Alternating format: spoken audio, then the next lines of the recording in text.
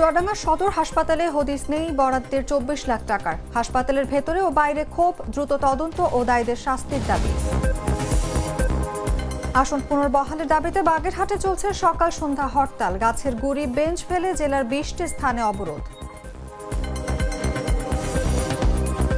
জাকসু নির্বাচন স্থগিত চেয়ে হাইকোর্টের রিট। বিশ্ববিদ্যালয়গুলোর ছাত্র সংসদ নির্বাচনে কোনো সংশ্লিষ্টতা নেই স্পষ্ট জানালো সেনাবাহিনী। ইউক্রেন যুদ্ধ নিয়ে আলোচনা। যুক্তরাষ্ট্রে যাচ্ছেন ইউরোপীয় নেতারা। মস্কোর বিরুদ্ধে দ্বিতীয় ধাপের নিষেধাজ্ঞা আরোপের ইঙ্গিত ট্রাম্পের। এবং টি-20 বিশ্বকাপের ত্রিদেশীয় সিরিজ। ঘরের মাঠে শ্রীলঙ্কা ও আফগানিস্তানের সঙ্গে ত্রিদেশীয় সিরিজ খেলবে পাকিস্তান।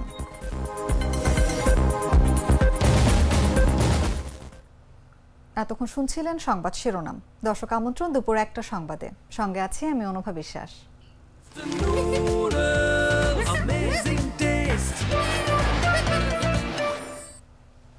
চলে যাচ্ছি পুরো খবরে। চুয়াডাঙ্গা সদর হাসপাতালে পরিষ্কার পরিচ্ছন্নতা ও কম্পিউটার খাতে 24 লাখ টাকা খরচ দেখানো হলেও তার কোনো হদিস নেই। 3 মাস আগে বরাদ্দ আসার পরও হাসপাতালের স্টোর রুমে উপকরণের অস্তিত্ব না থাকায় ক্ষোভ ছড়িয়েছে হাসপাতালের ভেতরে ও বাইরে। প্রকাশ্য বরাদ্দের টাকা গায়েব হওয়া নিয়ে এখন জেলা জুড়ে আলোচনা চলছে। সচেতন মহল বলছে, এই ঘটনায় দ্রুত তদন্ত ও দায়ীদের বিরুদ্ধে কঠোর ব্যবস্থা না নিলে স্বাস্থ্য খাতে দুর্নীতি আরও বিস্তৃত হবে। চুয়াডাঙ্গা থেকে হোসেন মালিকের পাঠানো তথ্যচিত্রে বিস্তারিত জাগো ডেস্ক রিপোর্টে। চুয়াডাঙ্গা সদর হাসপাতালের পরিষ্কার পরিচ্ছন্নতা ও কম্পিউটার আনুষঙ্গিক খাতে 24 লাখ টাকা খরচ দেখানো হলেও তার কোনো হদিস মিলছে না। 3 মাস আগে বরাদ্দ আসার পরও হাসপাতালের স্টোর রুমে সেসব সামগ্রীর কোনো অস্তিত্ব নেই। এই ঘটনায় হাসপাতালের ভেতরে ও বাইরে ক্ষোভের সৃষ্টি হয়েছে। জানা যায়, স্বাস্থ্য অধিদপ্তর থেকে গত 1 জুন সদর হাসপাতালের জন্য পরিষ্কার পরিচ্ছন্নতা সামগ্রী ক্রয়ে 20 লাখ এবং কম্পিউটার ও আনুষঙ্গিক খাতে আরও 4 লাখ টাকা বরাদ্দ দেওয়া হয়।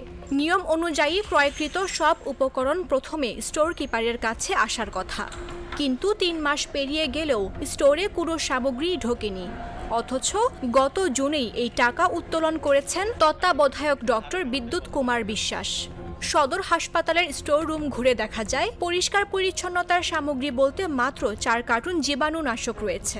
এর বাইরে ওই রুমে আর কোনো পরিষ্কার পরিচ্ছন্নতার সামগ্রী মজুদ পাওয়া যায়নি। চুয়াডাঙ্গা সদর হাসপাতালের প্রধান সহকারী আব্দুস সবুর বলেন, স্যার যেটা করছে ওরা স্যার একান্তভাবে নিজস্বভাবে করছে, আমারও জানি না। তবে সরকারি টাকা আসলে পরে কিন্তু আসার পরে যে খরচ করতে হয় এমন না, মানে তাদের সাথে আগের থেকেও টাকা মানে কাজ করা হয়, ফান্ড আসলে পরে ওটা বিরুদ্ধে তোলা হয়। এসব বিষয়ে জানতে চাইলে চুয়াডাঙ্গা সদর হাসপাতালের তত্ত্বাবধায়ক ডক্টর বিদ্যুৎ কুমার বিশ্বাস কোনো মন্তব্য করতে রাজি হননি। এটা আমরা তথ্য দিতে পারছি না, আমরা তথ্য দিতে পারবো না, এগুলো অফিসিয়াল সিক্রেসি, এটা আমরা বলতে পারবো না। উপকরণ ছাড়াই পুরো বরাদ্দের টাকা কি কাজে ব্যবহৃত হয়েছে এমন প্রশ্নের জবাবে কিছুক্ষণ নিশ্চুপ থাকার পর তিনি বলেন, বিষয়টি দেখতে হবে, তারপর জানাতে পারবো। আমাদের প্রতি বছর আমাদের যে আয় ব্যয় হিসাবগুলো সেটা অডিট হয়। বিগত বছরে অডিটগুলো সম্পন্ন হয়েছে। এখানে যদি কোনো কিছু ঘাটতি থাকে বা কোনো অসঙ্গতি থাকে, সেটা আমাদের অডিট টিম আসবে, তারা নির্ধারণ করবে। তবে কবে এই ব্যয়ের হিসাব জানাতে পারবেন তা নিশ্চিত করে বলেননি। জেলার প্রধান স্বাস্থ্যসেবা প্রতিষ্ঠানে এমন প্রকাশ্য দুর্নীতির খবর হতবাক ও ক্ষুব্ধ করেছে সাধারণ মানুষকে।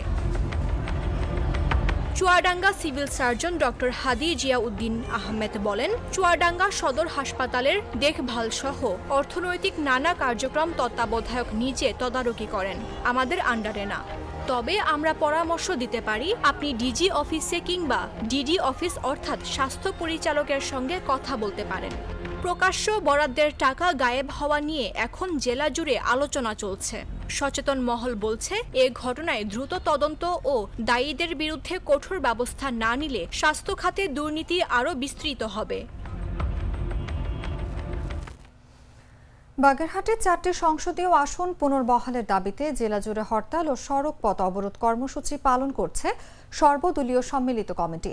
এতে 4টি সংসদীয় আসনের মধ্যে একটি কমিয়ে জেলায় 3টি সংসদীয় আসন করে নির্বাচনী সীমানার চূড়ান্ত গেজেট প্রকাশ করার প্রতিবাদও জানানো হয়। সোমবার সকাল 8টা থেকে হরতাল ও সড়ক পথ অবরোধ কর্মসূচি পালন শুরু হয়েছে।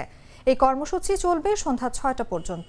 বাগেরহাট মহাসড়কের কেন্দ্রীয় বাসস্ট্যান্ড, জেলা প্রশাসকের কার্যালয়ের সামনে, খুলনা ঢাকা মহাসড়কের দশানী নওয়াপাড়া কাটাখালী মোল্লাহাট সেতু, বাগেরহাট পিরোজপুর মহাসড়কের সাইনবোর্ড বাজার, খুলনা মোংলা মহাসড়কের ফয়লা মোংলা বাসস্ট্যান্ড সহ জেলার অন্তত 20টি গুরুত্বপূর্ণ স্থানে সড়কের ওপর গাড়ি, গাছের গুঁড়ি ও বেঞ্চ রেখে অবরোধ করছেন সর্বদলীয় সম্মিলিত কমিটির নেতাকর্মীরা।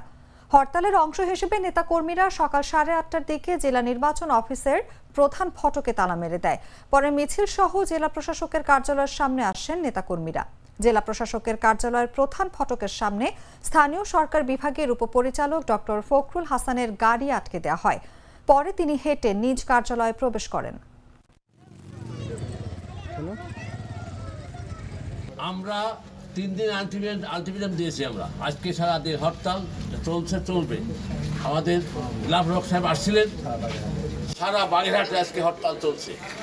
প্রত্যেকটা স্পটে আমাদের নেতৃবৃন্দ, সর্বদলীয় নেতৃবৃন্দ আমরা এখানে আমরা অফিস বন্ধ করে দিচ্ছি।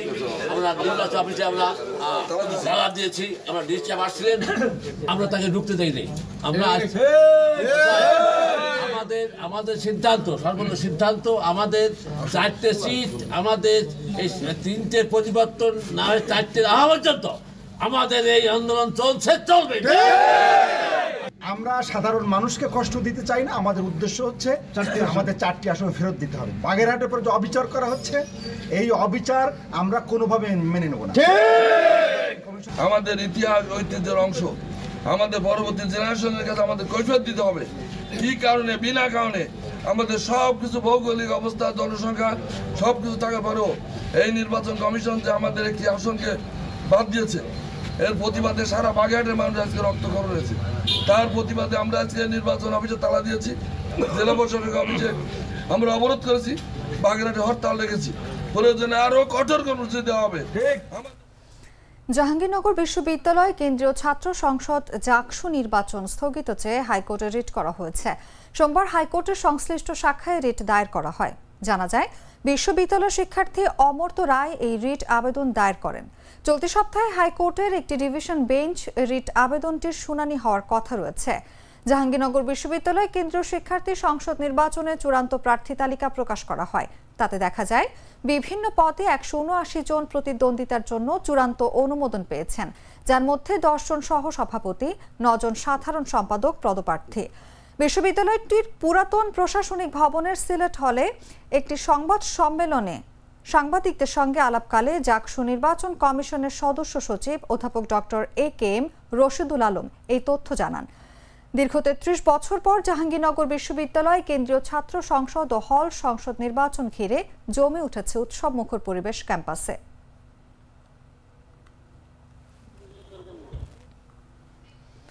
বিশ্ববিদ্যালয়গুলোর আসন্ন কেন্দ্রীয় ছাত্র সংসদ নির্বাচনে সেনাবাহিনীর কোনো সংশ্লিষ্টতা নেই বলে জানিয়েছে বাংলাদেশ সেনাবাহিনী। সোমবার সকালে বাংলাদেশ সেনাবাহিনীর ফেসবুক পেজে এক বিজ্ঞপ্তিতে এই তথ্য জানানো হয়। এতে বলা হয়, বিশ্ববিদ্যালয় সমূহের আসন্ন কেন্দ্রীয় ছাত্র সংসদ নির্বাচনে বাংলাদেশ সেনাবাহিনীর কোনো সংশ্লিষ্টতা নেই। বিশেষত ঢাকা বিশ্ববিদ্যালয় কেন্দ্রীয় ছাত্র সংসদ নির্বাচনে সেনাবাহিনীর হস্তক্ষেপের প্রশ্নই আসে না। এর আগেও সেনাবাহিনী কর্তৃক আনুষ্ঠানিক সংবাদ বিজ্ঞপ্তির মাধ্যমে বিষয়টি স্পষ্ট করা হয়েছে। এতে আরও বলা হয়, এরপরও একটি স্বার্থান্বেষী মহল উদ্দেশ্য প্রণোদিতভাবে ক্রমাগত মিথ্যা ও ভিত্তিহীন গুজব ছড়িয়ে যাচ্ছে। এ ধরনের বিভ্রান্তিকর অপপ্রচার স্বাভাবিক স্থিতিশীলতা বিনষ্টের অপচেষ্টা মাত্র, যা সার্বিক নির্বাচনী পরিবেশকে ব্যাহত করতে পারে। নির্বাচনে অংশগ্রহণকারী প্রার্থী, ভোটার এবং সংশ্লিষ্ট সবার প্রতি আন্তরিক শুভকামনা জানিয়েছে বাংলাদেশ সেনাবাহিনী। দুধার চকলেটে একাকার হয়ে ওঠা প্রাণ লেয়ার সম্পর্কের মিষ্টি ম্যাজিক। কক্সবাজার সৈকতের লাবণী পয়েন্টে গোসলে নেমে নিখোঁজ জুহায়ের আয়মান নামের পর্যটকের মরদেহ উদ্ধার হয়েছে। তিনি ক্রিকেটার মুশফিকুর রহিমের ভাতিজা। সোমবার সকাল 6:30টার দিকে নিখোঁজের 16 ঘন্টার মাথায় কক্সবাজার পৌরসভার 1 নং ওয়ার্ডের সমিতিপাড়া সৈকতে মরদেহটি পাওয়া যায়। মরদেহটি উদ্ধারের পর কক্সবাজার সদর হাসপাতালে নেওয়া হয়েছে বলে জানিয়েছে সি সেফ লাইফগার্ডের সিনিয়র কর্মী মোহাম্মদ ওসমান। সি সেফ লাইফগার্ডের সিনিয়র কর্মী ওসমান জানান, রোববার বিকেল 3টার দিকে লাবণী পয়েন্ট সৈকতে গোসলে নেমে 3 পর্যটক স্রোতে ভেসে যাচ্ছিলেন। অন্য পর্যটকদের চিৎকারে রেস্কিউ বোটের সহযোগিতায় সি সেফ লাইফগার্ড কর্মীরা দুজনকে উদ্ধার করতে সক্ষম হন, কিন্তু আয়মান নিখোঁজ হন। এরপর দমকল বাহিনী, বিচ কর্মী, সি সেফ লাইফগার্ড কর্মীরা রাত 12টা পর্যন্ত তল্লাশি চালিয়েও তাকে পেতে ব্যর্থ হন। তিনি আরও জানান, সোমবার সকালে সমিতিপাড়া এলাকা থেকে খবর আসে সেখানকার সৈকত পয়েন্টে একটি মরদেহ ভেসে এসেছে। সি সেফ লাইফগার্ডের স্থানীয় সহায়তায় মরদেহটি তীরে তুলে আনে। নিখোঁজের স্বজন ও সংশ্লিষ্টরা গিয়ে মরদেহটি আয়মানের বলে শনাক্ত করেছেন।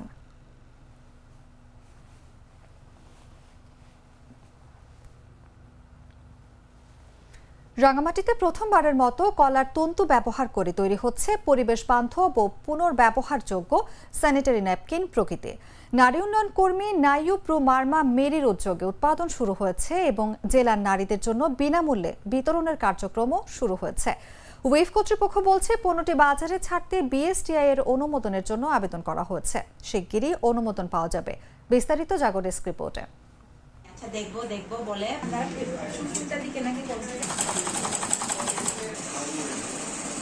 স্বাস্থ্যসম্মত, পরিবেশ বান্ধব ও উচ্চ শোষণ ক্ষমতা সম্পন্ন স্যানিটারি ন্যাপকিন প্রকৃতি তৈরি হচ্ছে রাঙামাটিতে। দেশে প্রথমবারের মতো কলা গাছের তন্তু প্রক্রিয়াজাত করে তৈরি করা হচ্ছে এই ন্যাপকিন। ব্যতিক্রমী এই উদ্যোগের পরিকল্পনাকারী একজন নারী উন্নয়ন কর্মী। সম্প্রতি জেলা প্রশাসকের উপস্থিতিতে রাঙামাটিতে এই স্যানিটারি ন্যাপকিনের একটি প্রদর্শনীও সম্পন্ন হয়েছে। নারীদের অতি প্রয়োজনীয় এই ন্যাপকিনের বিশেষত্ব হচ্ছে এটি পুনর্ব্যবহারযোগ্য। নাইয়ু প্রু মার্মা মেরি নামের এই উন্নয়ন কর্মীর হাত ধরেই রাঙামাটিতে সফলভাবে উৎপাদন শুরু হয়েছে পরিবেশ বান্ধব, পুনর্ব্যবহারযোগ্য স্যানিটারি ন্যাপকিনের। ভারতের আহমেদাবাদে স্থানীয় বেসরকারি উন্নয়ন সংস্থার ব্যতিক্রমী উদ্যোগ পরিদর্শনে গিয়ে এই প্রযুক্তির সন্ধান পান তিনি। তো একবার আমি আহমেদাবাদে গিয়েছিলাম অল ইন্ডিয়া রেডিওর একটা প্রোগ্রামে। তখন একজন নারী অংশগ্রহণকারী এসেছিলেন। তো উনি বলেছেন যে আহমেদাবাদে নাকি ওই স্যানিটারি ন্যাপকিন তৈরি হয়, কলা পাতার মাধ্যমে পুনর্ব্যবহারযোগ্য স্যানিটারি ন্যাপকিন ব্যবহার হয়। তো তখন থেকে আমি চিন্তা করলাম যে পার্বত্য চট্টগ্রামে সহজলভ্য কলা গাছের অ্যাভেলেবিলিটি আছে। তো প্রকৃতিকে কাজে লাগিয়ে কিভাবে একটু পুনর্ব্যবহারযোগ্য স্যানিটারি ন্যাপকিন ব্যবহার করা যায়, এই চিন্তা নিয়ে আমরা এই কাজটি করেছি। তিনি আরও জানান, এটি একটি প্রকল্প ভিত্তিক উদ্যোগ। এই প্রকল্পের মাধ্যমে 5000 কিশোরী ও নারীকে বিনামূল্যে স্যানিটারি ন্যাপকিন দেওয়া হবে। এরই মধ্যে বিতরণের কাজ শুরু হয়েছে। উইপ অর্গানাইজেশন মানে আমরা প্রত্যন্ত অঞ্চলে নারী এবং কিশোরীদেরকে নিয়ে কাজ করি, বিভিন্ন ইস্যু নিয়ে কাজ করি। তো কাজ করতে গিয়ে দেখা যায় যে প্রত্যন্ত অঞ্চলের নারীরা অর্থনৈতিকভাবে স্বাবলম্বী নয়, অনেক পিছিয়ে পড়া। মাসিক চলাকালীন সময় ওনারা অনেক দুঃখ দুর্দশার মধ্যে সময় পার করেন। তো সে চিন্তা থেকে আমরা চিন্তা করেছি যে তাদেরকে স্যানিটারি ন্যাপকিন কিভাবে বিনামূল্যে দেওয়া যায়। উইফ কর্তৃপক্ষ জানায়, পণ্যটি বাজারে ছাড়তে বিএসটিআই এর অনুমোদনের জন্য আবেদন করা হয়েছে। শিগগিরই অনুমোদন পাওয়া যাবে।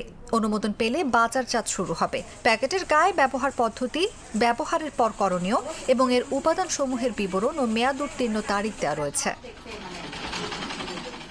আমি তো মশলা বদলে ফেলেছি, এবার আপনিও বদলে ফেলুন। একবার প্রাণ গুঁড়া মশলা ব্যবহার করেই দেখুন। জানাবো আন্তর্জাতিক সংবাদ।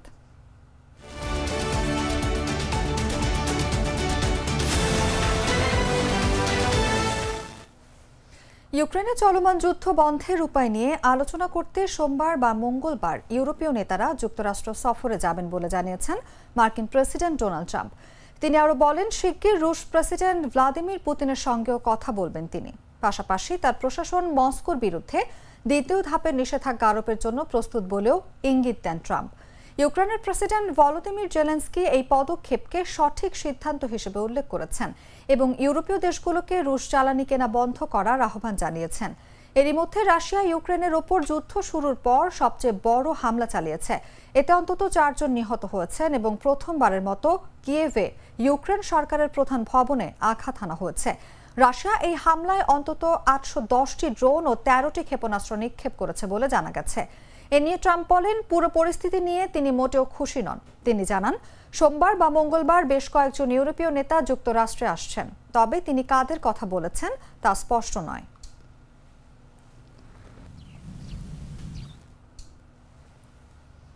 মিশরের সিনাই পর্বত ও 6ষ্ঠ শতকের সেন্ট ক্যাথরিন মঠে বিলাসবহুল পর্যটন প্রকল্প গ্রেট ট্রান্সফিগারেশন প্রজেক্ট শুরু করেছে কায়রো সরকার। প্রকল্পে হোটেল, শপিং মল, নতুন রাস্তা ও বিমানবন্দর নির্মাণ সহ কেবল কার সুবিধা অন্তর্ভুক্ত থাকলেও এতে ক্ষতিগ্রস্ত হয়েছে স্থানীয় বেদুইনরা এবং সেন্ট ক্যাথরিন মঠের ঐতিহাসিক ও আধ্যাত্মিক পরিবেশ। আন্তর্জাতিক ও ধর্মীয় প্রতিষ্ঠানগুলো উদ্বেগ প্রকাশ করেছে। বিস্তারিত জাগো ডেস্ক রিপোর্টে। মুসলিম, খ্রিস্টান ও ইহুদি ধর্মাবলম্বীদের কাছে সমানভাবে পবিত্র সিনাই পর্বত অর্থাৎ জাবালে মুসায়ে বিলাসবহুল মেগা রিসোর্ট করার উদ্যোগ নিয়েছে মিশর। এই পাহাড়ি মহান আল্লাহ তাআলার সঙ্গে সরাসরি কথা বলেছিলেন হযরত মুসা আলাইহিওয়াসাল্লাম। আবার এখানে অবস্থিত 6ষ্ঠ শতকের সেন্ট ক্যাথরিন মঠকেও ঘিরে আছে আধ্যাত্মিক মর্যাদা।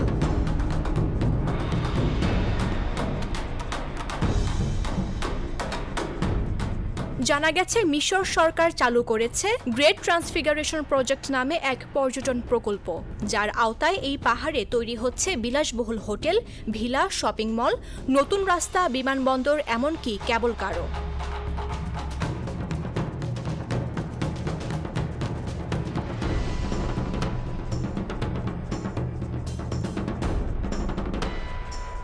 আবদেল ফাত্তাহ আল সিসির সরকার এই প্রকল্পটিকে বিশ্বের সব ধর্মের জন্য মিশরের উপহার বলে প্রচার করছে।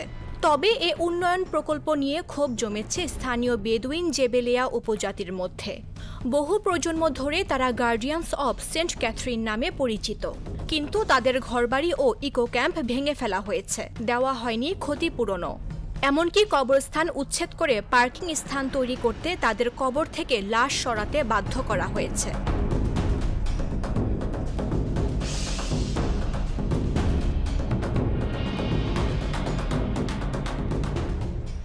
এদিকে এই প্রকল্প কেন্দ্র করে আন্তর্জাতিক পর্যায়েও উত্তেজনা তৈরি হয়েছে।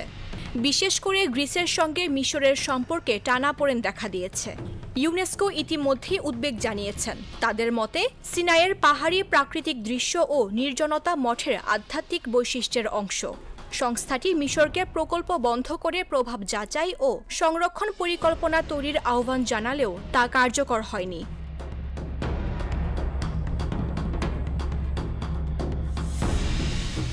সম্প্রতি ওয়ার্ল্ড হেরিটেজ ওয়াচও সেন্ট ক্যাথরিনকে বিপদাপন্ন ঐতিহ্য তালিকাভুক্ত করার দাবি তুলেছে। ব্রিটেনের রাজা চার্লস, যিনি সেন্ট ক্যাথরিন ফাউন্ডেশনের পৃষ্ঠপোষক, এই স্থানকে ভবিষ্যৎ প্রজন্মের জন্য রক্ষা করার আহ্বান জানিয়েছেন। এদিকে স্থানীয় প্রায় 4000 অধিবাসী খোলাখুলি মন্তব্য করতে ভয় পাচ্ছেন।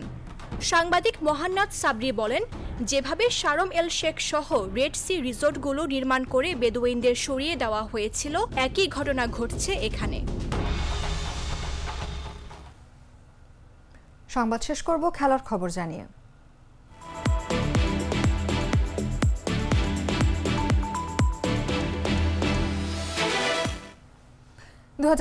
সালের ফেব্রুয়ারিতে ভারত ও শ্রীলঙ্কায় অনুষ্ঠিত হবে টি-20 বিশ্বকাপ। তার আগে নভেম্বর মাসে ঘরের মাঠে শ্রীলঙ্কা ও আফগানিস্তানকে নিয়ে একটি টি-20 ত্রিদেশীয় সিরিজ খেলবে পাকিস্তান। সিরিজটি শুরু হবে 17 নভেম্বর থেকে, যেখানে প্রতিটি দল একে অপরের মুখোমুখি হবে 2 বার করে। প্রথম 2টি ম্যাচ অনুষ্ঠিত হবে রাওয়ালপিন্ডিতে, আর বাকি 5টি ম্যাচ সহ ফাইনাল অনুষ্ঠিত হবে লাহোরে। এই মৌসুমে এটি দ্বিতীয়বার যখন পাকিস্তানের নির্ধারিত দ্বিপাক্ষিক টি-20 সিরিজ শেষ পর্যন্ত ত্রিদেশীয় সিরিজে রূপ নিতে যাচ্ছে। আগস্টে আফগানিস্তানের বিপক্ষে 3 ম্যাচের টি-20 সিরিজ হওয়ার কথা থাকলেও সেটি পরে সংযুক্ত আরব আমিরাতকে যুক্ত করে ত্রিদেশীয় সিরিজে পরিণত হয়। একইভাবে শ্রীলঙ্কার বিপক্ষে পাকিস্তানের নির্ধারিত 3 ওয়ানডে ও 3 টি-20 দ্বিপাক্ষিক সিরিজের টি-20 অংশ বাতিল হয়ে এই ত্রিদেশীয় সিরিজে রূপ নিয়েছে। যদিও 3 ম্যাচের ওয়ানডে সিরিজ আগের মতোই হওয়ার কথা রয়েছে, যার সূচি পরে ঘোষণা করা হবে। এই সিরিজ দিয়েই এবার প্রথম পাকিস্তানের মাটিতে পাকিস্তানের বিপক্ষে খেলতে নামবে আফগানিস্তান।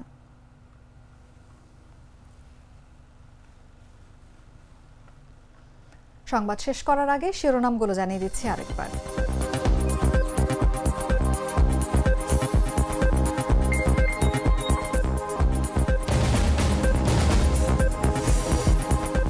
চুয়াডাঙ্গা সদর হাসপাতালে হদিস নেই বরাদ্দের 24 লাখ টাকার। হাসপাতালের ভেতরে ও বাইরে ক্ষোভ, দ্রুত তদন্ত ও দায়ীদের শাস্তির দাবি।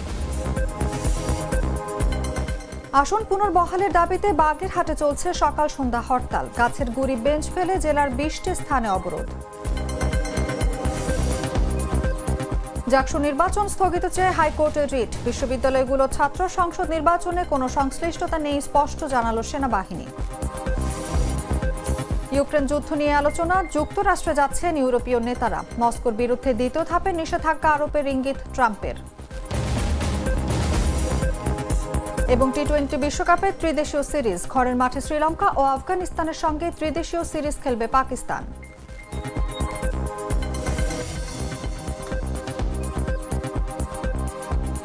দর্শক, এই ছিল এখনকার মতো।